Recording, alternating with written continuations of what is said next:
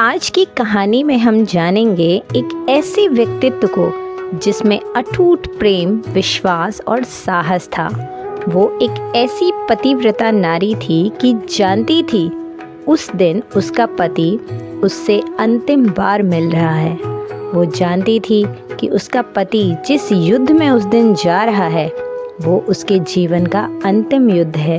फिर भी उसने अपने पति को युद्ध में भेजा और एक आंसू तक ना बहाया, इसलिए ताकि उसका पति उसके आंसुओं को देखकर कमज़ोर ना पड़ जाए। जी हाँ, मैं बात कर रही हूँ रामानंद सागर के एक लोकप्रियता धारावाहिक रामायण की। रामायण के 1-2 एपिसोड में ही आपने इनकी एक झलक देखी होगी, लेकिन आज की कहानी में हम उस महान स्त्री का पूरा अस्तित्व जानेंगे। आज की ये दिलचस्प कहानी शुरू करने से पहले आप सभी से रिक्वेस्ट है कि ये कहानी अगर आपको कहीं से भी कोई भी पार्ट इस कहानी का थोड़ा सा भी अच्छा लगे तो वीडियो को लाइक और अपने दोस्तों के साथ शेयर ज़रूर कीजिएगा। लंका के राजमहल में उस रात चांदनी अपनी पूरी रोशनी बिखेर रही थी, लेकिन महल के एक कोने में एक दिल अधूरा सपना देख रहा था। वह थी सुलोचना, असुर योद्धा मेघनाद की पत्नी। सुलोचना सिर्फ रूपवती ही नहीं बल्कि विद्वान, वीर और अद्वितीय प्रेम की मिसाल थी। जब मेघनाद युद्ध में जाते थे तो सुलोचना अपने महल की खिड़की से चांद को देखती और हमेशा सोचती, क्या युद्ध में विजय ही सबसे बड़ी जीत है या अपने प्रिय को सुरक्षित लौटते देखना। लेकिन कौन जानता था कि यह प्रेम कथा एक ऐसी परीक्षा से गुजरेगी जो इतिहास में अमर हो जाएगी। ये कहानी है सुलोचना के साहस, त्याग और प्रेम को अमर बनाने की। सुलोचना वासुकी नाग की पुत्री और लंका के राजा रावण के पुत्र मेघनाद की पत्नी थी। लक्ष्मण के साथ हुए एक भयंकर युद्ध में मेघनाद का वध हुआ। उसके कटे हुए शीश को भगवान श्री राम के शिविर में लाया गया। अपने पति की मृत्यु का समाचार पाकर सुलोचना ने अपने ससुर रावण से राम के पास जाकर पति का शीश लाने की प्रार्थना की, किंतु रावण इसके लिए तैयार नहीं हुआ। उसने सुलोचना से कहा कि वह स्वयं राम के पास जाकर मेघनाद का शीश ले आए, क्योंकि राम पुरुषोत्तम है, इसलिए उनके पास जाने में तुम्हें किसी भी प्रकार का भय नहीं करना चाहिए। रावण के पराक्रमी पुत्र इंद्रजीत का वध करने की प्रतिज्ञा लेकर लक्ष्मण जिस युद्ध में जाने के लिए प्रस्तुत हुए, तब राम उनसे कहते हैं, लक्ष्मण, रण में जाकर अपनी वीरता और रण कौशल से रावण पुत्र मेघनाद का वध कर दोगे, इसमें मुझे कोई संदेह नहीं है।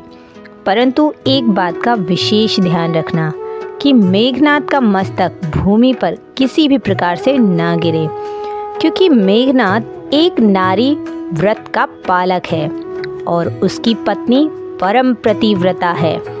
ऐसी साध्वी के पति का मस्तक अगर पृथ्वी पर गिर पड़ा तो हमारी सारी सेना का ध्वंस हो जाएगा और हमें युद्ध में विजय की आशा त्याग देनी पड़ेगी। लक्ष्मण अपनी सेना लेकर चल पड़े। रणभूमि में उन्होंने वैसा ही किया।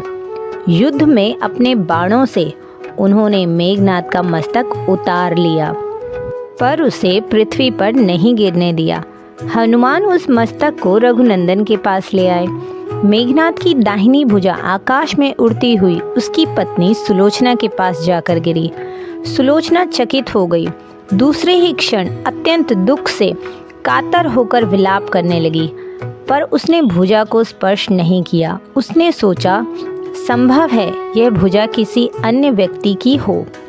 ऐसी दशा में पर पुरुष के स्पर्श का दोष मुझे लगेगा। निर्णय करने के लिए उसने भुजा से कहा, यदि तू मेरे स्वामी की भुजा है तो मेरे पतिव्रत की शक्ति से युद्ध का सारा वृतांत लिख दे।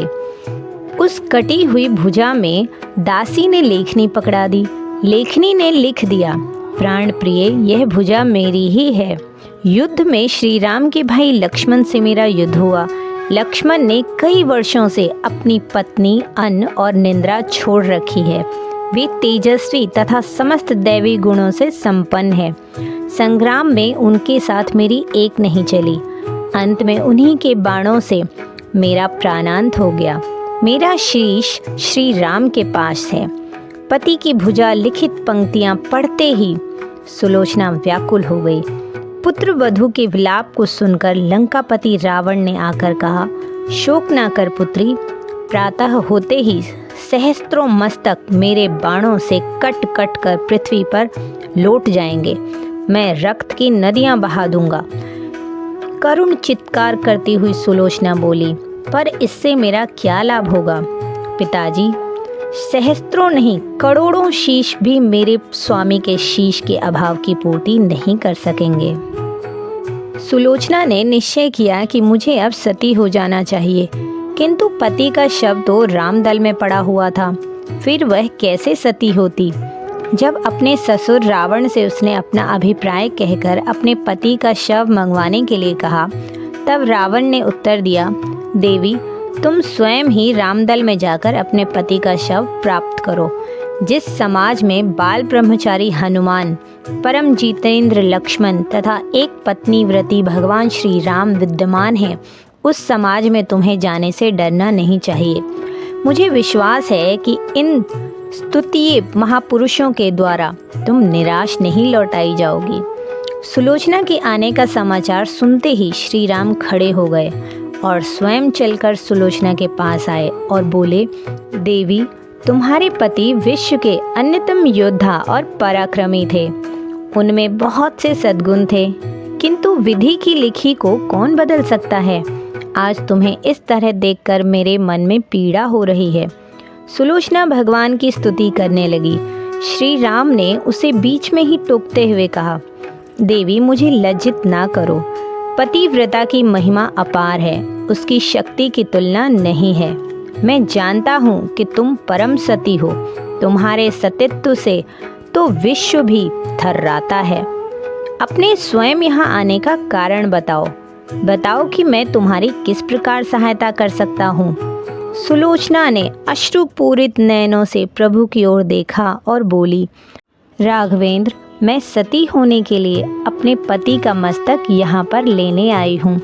श्री राम ने शीघ्र ही ससम्मान मेघनाद का शीश मंगवाया और सुलोचना को दे दिया।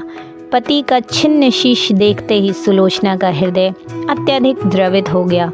उसकी आंखें बड़े जोरों से बरसने लगी।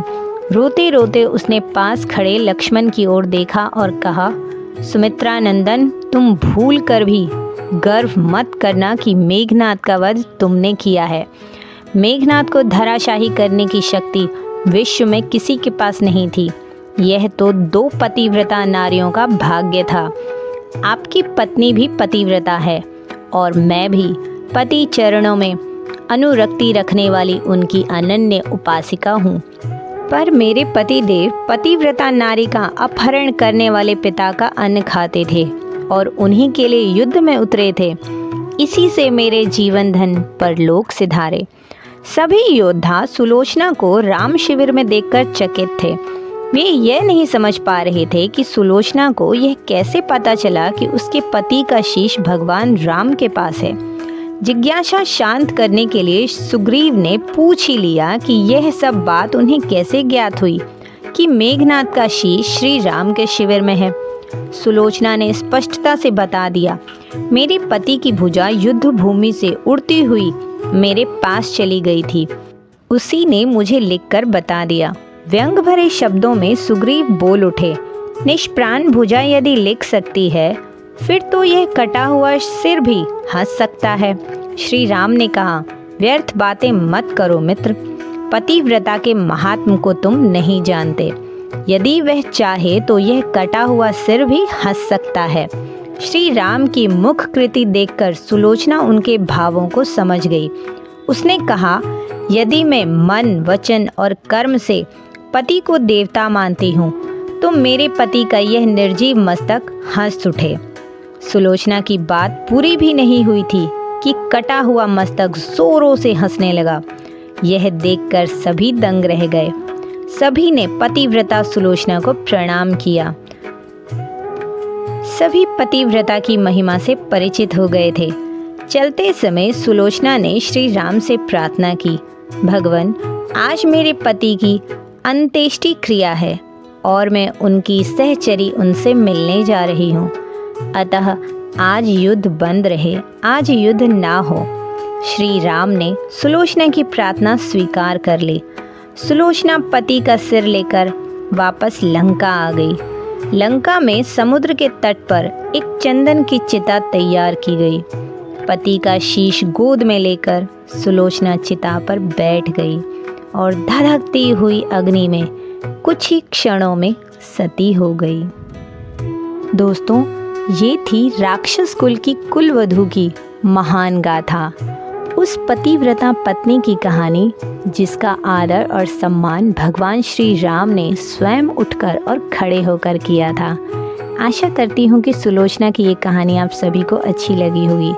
ऐसी और भी दिलचस्प कहानियों और कथाओं के लिए चैनल को सब्सक्राइब, वीडियो को लाइक और शेयर करना ना भूलें। मैं मिलूँगी आप सबसे अगले वीडियो में। तब तक के लिए जय श्री राम, हर हर महादेव।